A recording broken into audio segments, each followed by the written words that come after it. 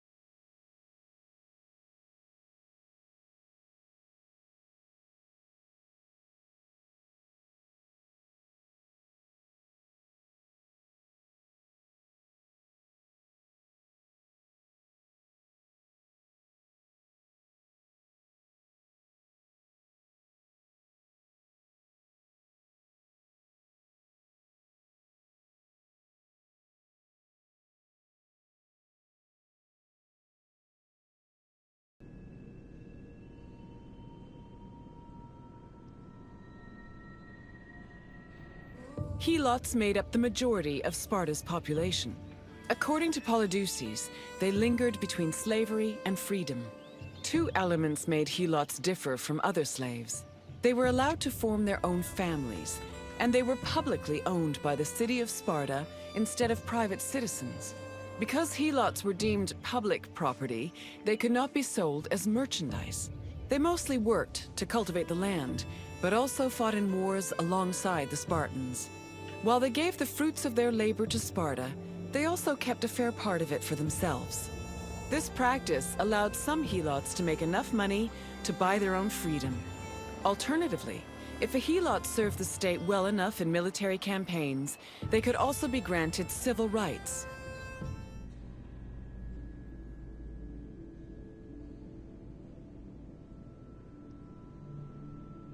The founding of Sparta is dated around the 9th century BCE. Historical information about the city is limited, but it was known to extend into the region.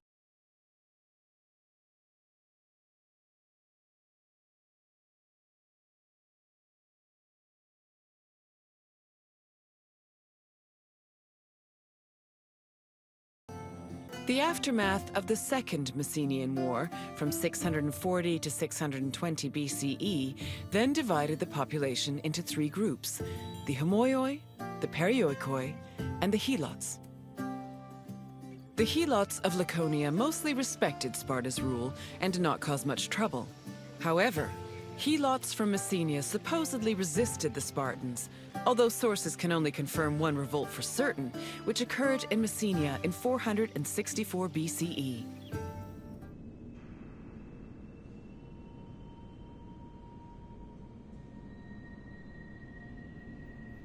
During the 5th century BCE, Helots were quite active in the army, especially during the Peloponnesian War. They served as hoplites on land,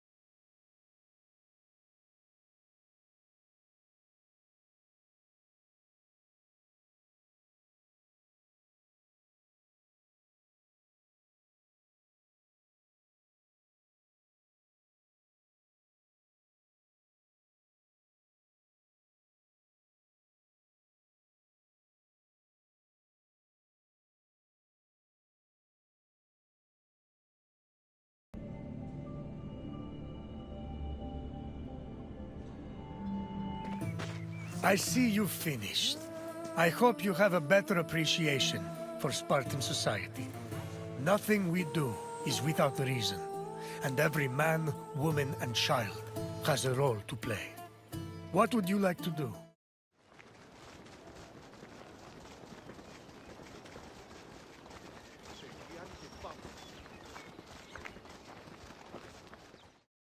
Greetings, visitor. You stand in Sparta's political center, where all of the city's most important decisions were made. You should feel honored. Sparta's political system was unique in the Greek world. While Athenians wasted hours on end whining and wagging their tongues at each other, Spartan kings made their decisions swiftly and deliberately. They preferred action over words. Come find me again when you finish your visit. We will speak more then. Farewell. Sparta's political system differed from most of Greece's. One of its most distinctive features was that it was ruled by two kings. These kings belonged to two separate dynasties, the Eurypontids and the Aegeads, both of which were said to be descended from Heracles. Both kings shared equal powers, and disputes between them required the intervention of special magistrates known as ephors. However, if one of the kings were more charismatic or experienced, they could influence the weaker king's choices.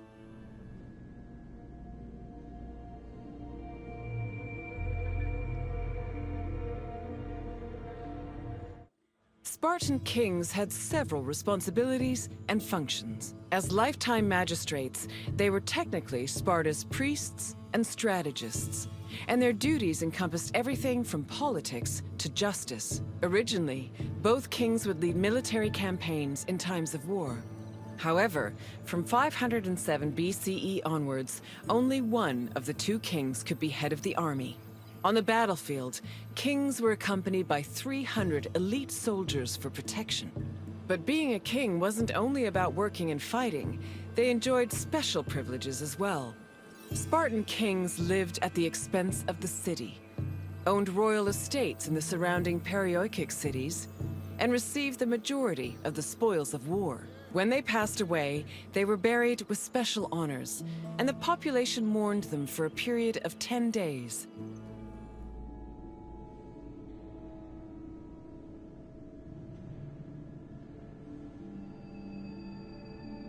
The kings of Sparta enjoyed many important religious honors. They were in charge of sacrifices, both during military campaigns and at home. The kings received double portions of the meat at all communal meals, and they were also the first to pour libations. They also personally conducted public sacrifices as priests, which helped remind their subjects of their divine connection to Heracles and Zeus.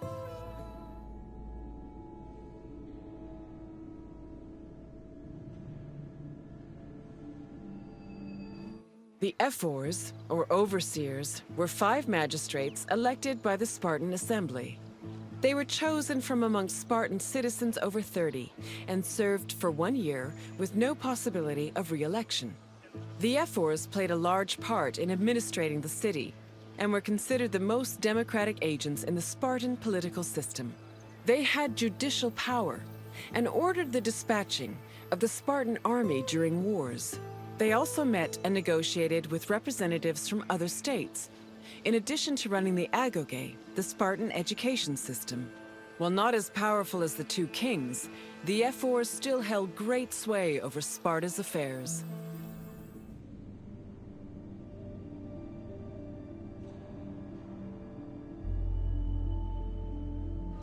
The Gerousia was the Spartan council of elders. It was made up of the 2 current kings, as well as 28 elders called Gerontes. They were Spartan citizens over the age of 60, the cutoff age for military duty. They were elected for life by the Spartan assembly.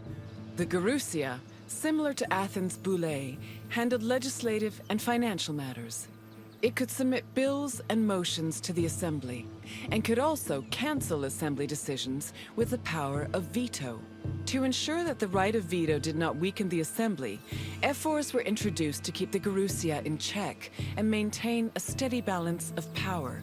This allowed Sparta to include more just elements in its political system.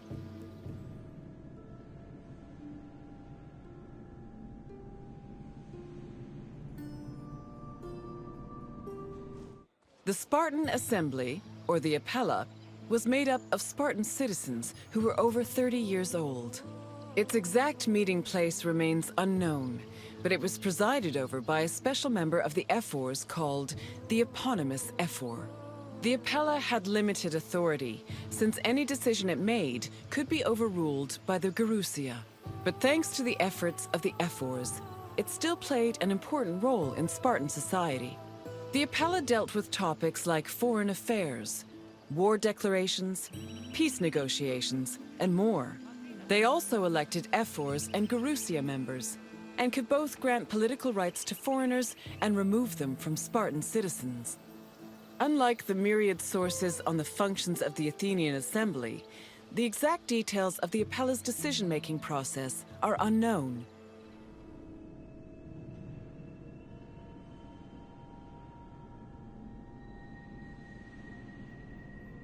I see you finished. I hope you feel more knowledgeable about the inner workings of Spartan politics. Our way of ruling was not conventional, to say the least. But it served our purpose as well. What would you like to do?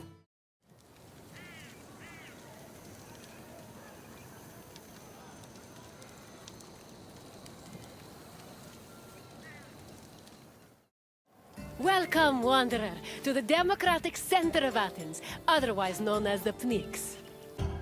The Pnyx was the meeting place of the Athenian Assembly and the physical embodiment of democracy at work. This tour will give you insight into how citizens made decisions and kept the city running. We can talk more when you have finished the tour. See you soon, Wanderer. The Athenian Assembly was known as the Ecclesia.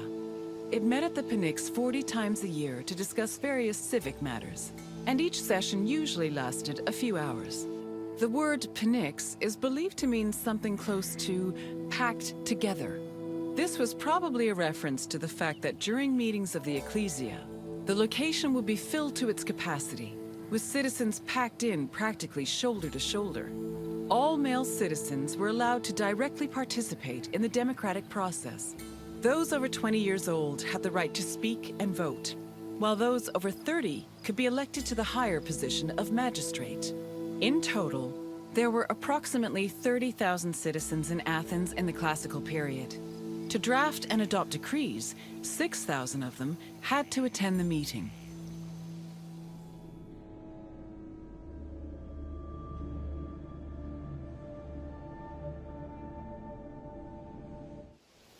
Citizens came from all over Attica's 10 districts to attend the meetings of the Ecclesia. The meeting was presided over by an executive council called the Prytanes. Every session began with a sacrifice to Zeus Agoreos, the patron of the assembly. During the meeting, citizens delivered speeches from the Pnyx's platform on whatever issues the city faced. Afterwards, the issue was voted on with a show of hands from the gathered assembly. The Ecclesia made important decisions about subjects like grain importation, expenses, and declarations of war. While they could not directly enact laws, they had a say in appointing Athens' legislators, which gave them a large role in shaping the city's daily operations.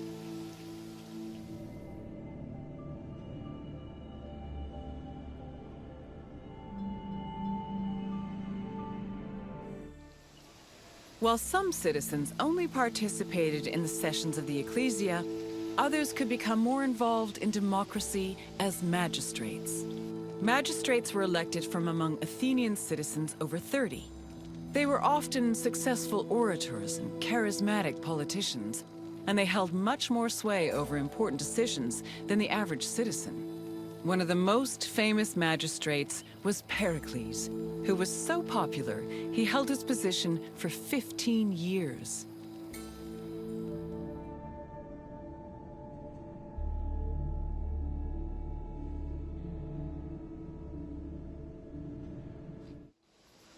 In theory, every Athenian citizen over the age of 20 had the right to participate in the assembly.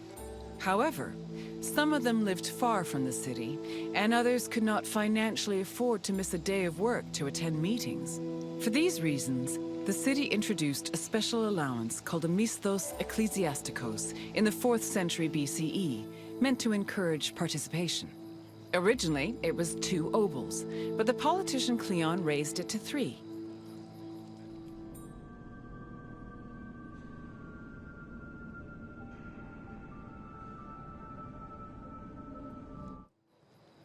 Athens introduced several innovations that heavily influenced modern society, including theater, architecture, and philosophy. However, their greatest contribution was their democratic government, which introduced the concept of a city ruled by its citizens. The decision to adopt democracy as a government, a choice made in 508 BCE, shaped civilization as we know it, and continues to affect us today.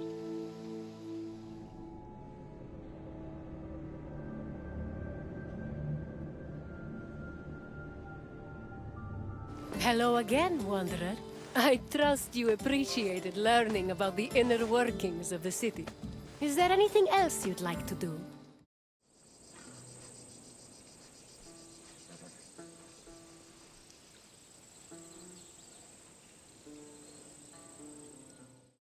Welcome to the Gymnasium of the Kinosaries, one of the many places where philosophers came to enrich the mind and enlighten the spirit. Education held a very important place in Greek society. The most prominent educators were philosophers, whose teachings ranged from everyday rituals to the makeup of the universe. Once your tour is complete, come find me, and we can discuss what you've learned. Farewell for now, Wanderer. Philosophy comes from the Greek word philosophia, or love of wisdom. This concept was in direct contrast with philochromatia, love of money, and philotimia, love of honor. As of the second half of the 5th century BCE, Athens was known as Greece's capital of philosophy. Due to the rise of democracy, there was an increasing need for education beyond the basic subjects of elementary school. Athenian citizens needed to be able to participate in various functions of the democratic state, such as being elected for office, proposing new laws, engaging in military decisions, or simply defending their rights.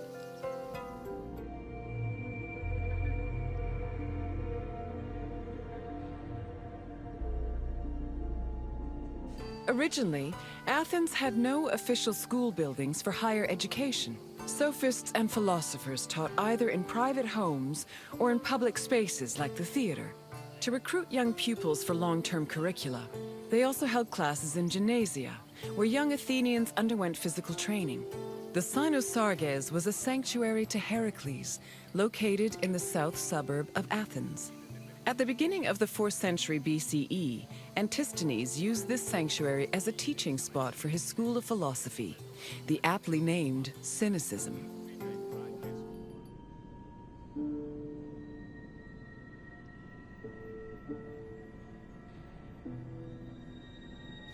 Any free citizen was allowed to involve themselves in the Athenian democratic process. However, to truly influence the flow of politics, their speech and rhetoric skills had to be impeccable. As a result, many sophists taught subjects like logic, reason, and eloquence. These were meant to help students achieve arete, or excellence. But this specific concept of excellence was often challenged, especially by other philosophers. For example, Plato, Socrates, and Isocrates preferred a more moral approach and argued that rhetoric should be used as a means to serve the greater good. Socrates and Plato went even further, declaring that philosophy and wisdom were not only useful tools, but also ethical virtues.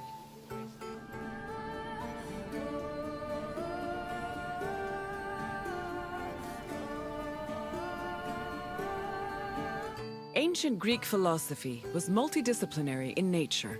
In addition to wisdom and logic, Philosophers also studied and taught math, geometry, music theory, and even medicine. For example, the philosopher Prodicus wrote a treatise called On Human Nature, where he outlined various explanations on human physiology. Philosophy's influence was also great enough to affect medicine. Hippocratic physicians were known to incorporate philosophical ideas into their work, and the treatise On Airs seems to be influenced by pre-Socratic theories on air being the first principle of the universe.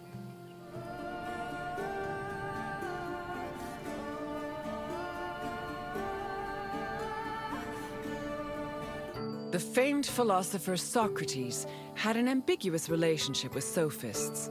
In Plato's dialogues, Socrates is portrayed as being in constant opposition with the famous sophists of his time. Aristophanes' comedy, The Clouds, meanwhile, depicts Socrates as a sophist himself, constantly demanding payment for his teachings. Socrates was in fact very poor and made no money off his teachings. He also differed from the sophists in that while they only taught aristocratic youths, Socrates taught everyone, regardless of station. Unfortunately, his controversial ideas and practices did not sit well with the city of Athens, and he was eventually tried for impiety.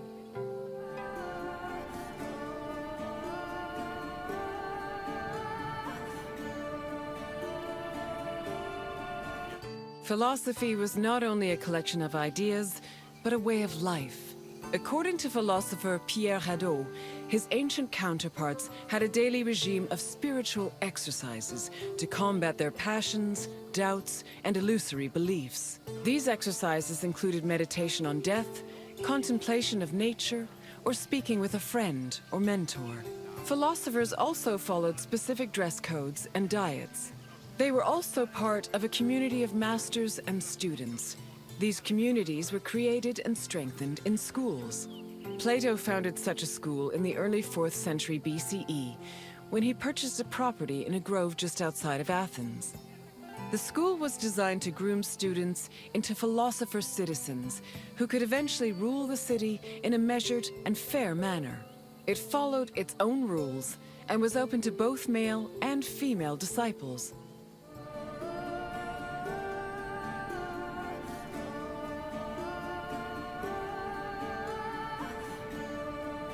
I can tell by the crease in your brow that you're already puzzling over the new things you've learned. Don't be embarrassed. Even the wisest among us need to ask questions before they search for answers. Is there anything else you'd like to do?